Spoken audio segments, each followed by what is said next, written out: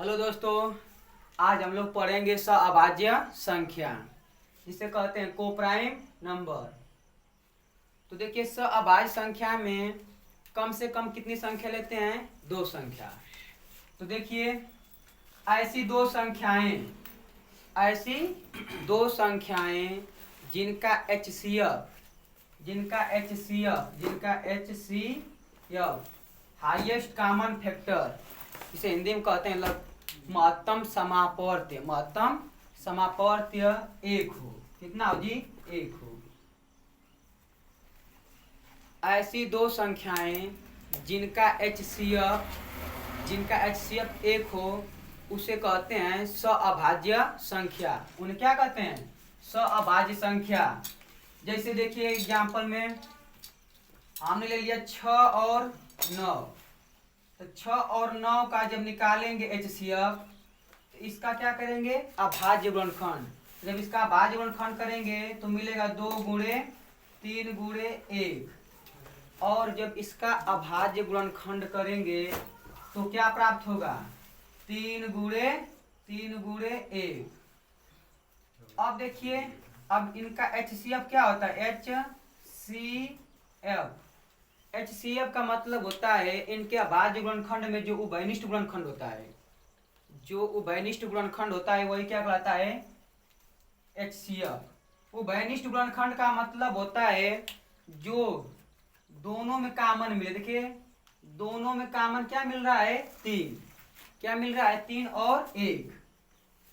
और 1। इसका HCF कितना हो जाएगा? 3।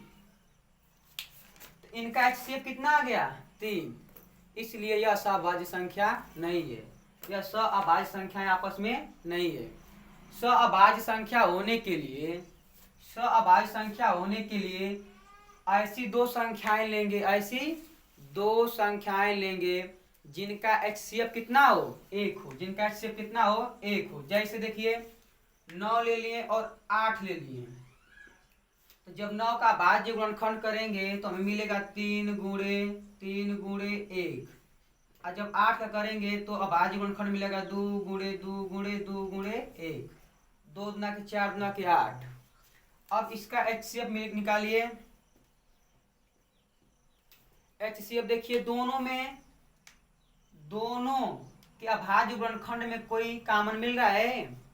कोई उभयनिष्ठ गुणनखंड है? नहीं है। केवल क्या है? एक है। इसलिए इसका HCF कितना हो गया? 1 हो गया। यह दोनों संख्याएं आपस में क्या कहलाएंगी? सअभाज्य संख्या कहलाएंगी। तो सअभाज्य संख्या किसे कहते हैं? ध्यान सुनिए। ऐसी दो संख्याएं जिनका HCF एक हो, उन्हें कहते हैं सअभाज्य संख्या। और सअभाज्य संख्याओं का जब अभाज्य गुणनखंड करते हैं तो उनमें उभयनिष्ठ गुणनखंड के रूप में केवल और केवल एक प्राप्त होता है। मतलब इन दोनों संख्याओं के, अर्थात जो सअभाज्य संख्याएं हैं, इनका उभयनिष्ठ गुणनखंड प्राप्त नहीं होता है। अगर इनका वर्ग करेंगे तो अब भी कोई उभयनिष्ठ गुणनखंड नहीं मिलेगा। तो सअभाज्य संख्याएं किसे कहते हैं? ऐसी दो संख्याएं जिनका HCF एक हो, उन्हें कहते हैं सअभाज्य संख्या। अब देखिए, एग्जाम्पल में 8, 9 आपस में क्या है? सअभाज्य संख्या। जैसे 12, 17 आपस में क्या है? सअभाज्य संख्या। अब इसके बाद पढ़ेंगे दूसरा नंबर, परिमेय संख्या,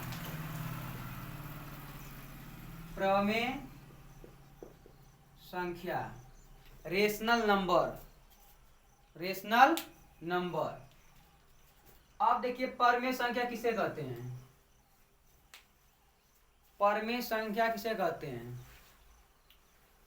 जिन संख्याओं को हम P बटा Q के रूप में क्यू के रूप में लिख दें, p बटा क्यू के रूप में लिख दें, उन्हें बोलते हैं परमेय संख्या। उन्हें क्या बोलते हैं? परमेय संख्या। जिन संख्याओं को p बटा क्यू के रूप में लिख दिया जाए उन्हें बोला जाता है परमेय संख्या, लेकिन क्यू का मान कभी 0 के बराबर नहीं होना चाहिए।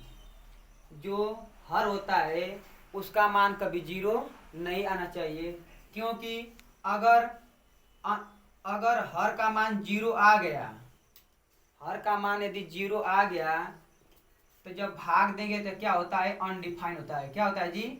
अनडिफाइन होता है। इसलिए कभी हर का मान 0 नहीं होना चाहिए।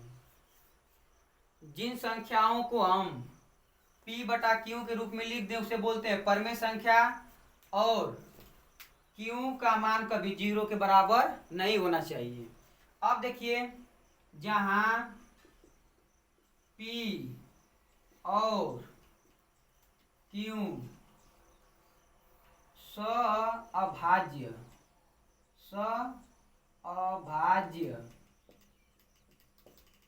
संख्या है, जहाँ p और q क्या है? अभाज्य संख्या है। अभाज्य संख्या किसे कहते हैं? जिन्हें अभाज्य संख्या किसे कहते हैं? ऐसी दो संख्याएं जिनका HCF कितना हो जी? 1 हो, उन्हें कहते हैं अभाज्य संख्या। और अभाज्य संख्याओं के अनुपात को ही बोलते हैं परमेय संख्या। जैसे हम ले लिए 1/2, 1/2, इन दोनों संख्याओं का जब HCF निकालेंगे तो कितना प्राप्त होगा? 1। और इनका अनुपात क्या कहलाएगा? परमेय संख्या। क्या कहलाएगा जी? परमेय संख्या कहलाएगा। अब बताइए, अब हम कहते हैं कि 3 क्या है?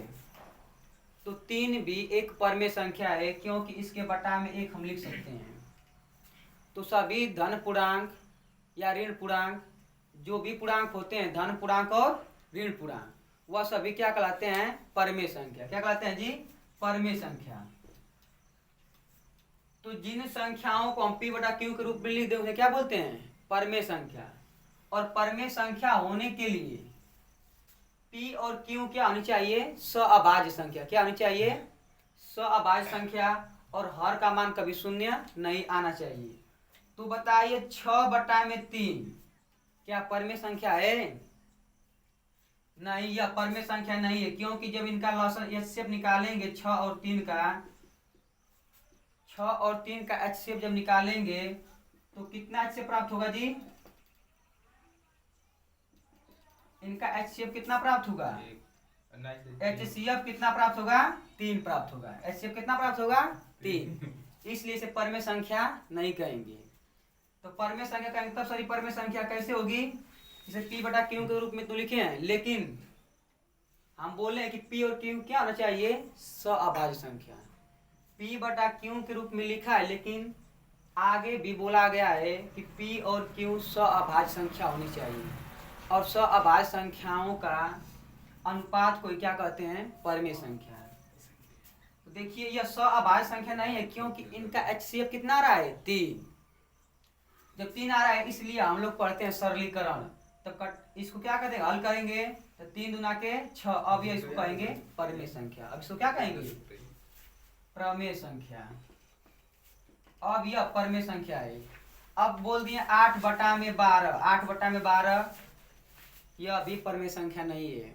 अगर परमेय संख्या होती तो जब हम सवाल हल करते हैं तो इसको हल करते हैं कि नहीं करते हैं? क्यों करते हैं? इसलिए क्योंकि इसे परमेय संख्या के रूप में हम लिख दें, इसे परमेय संख्या के रूप में लिख दें। तो परमेय संख्या कब होगी? जब इनका HCF का हो खत्म हो जाए। HCF कब खत्म होगा? तो देखिए, दोनों उभयनिष्ठ का मान क्या है? 4 है। अरे 4 × 2, हर में क्या होगा? 4 × 3। इनका दोनों का HCF कितना है? 4, क्योंकि दोनों में का मान क्या मिल रहा है? 4। तो जब हम सरलीकरण करते हैं तो इसी को क्या करते हैं? कटा देते हैं। HCF को क्या करते हैं? हटा देते हैं। तो 2/3 हो गया। इसी को बोलते हैं परमेय संख्या। इसी को क्या बोलते हैं? परमेय संख्या। एक बात ध्यान सुनिए, अभाज्य संख्या किसे कहते हैं? ऐसी दो संख्याएं जिनका HCF 1 हो उन्हें बोलते हैं अभाज्य संख्या। सअभाज्य संख्याओं का उभयनिष्ठ गुणनखंड नहीं होता है। अगर सअभाज्य संख्याओं का वर्ग करें, घन करें, तब भी उभयनिष्ठ गुणनखंड नहीं मिलेगा। और सअभाज्य संख्याओं के अनुपात को ही बोलते हैं परमेय संख्या। या यह भी कह सकते हैं कि जिन संख्याओं को हम P/Q के रूप में लिख दें उन्हें बोलते हैं क्या? परमेय संख्या। लेकिन कंडीशन यह है कि हर का मान कभी 0 के बराबर नहीं आना चाहिए। हर का मान कभी 0 के बराबर नहीं होना चाहिए। और P और Q का जो P और Q है, यह संख्याएं कैसी हो? सअभाज्य संख्या होनी चाहिए। P और Q कैसी संख्या होनी चाहिए? सअभाज्य संख्या होनी चाहिए। सअभाज्य संख्या होनी चाहिए।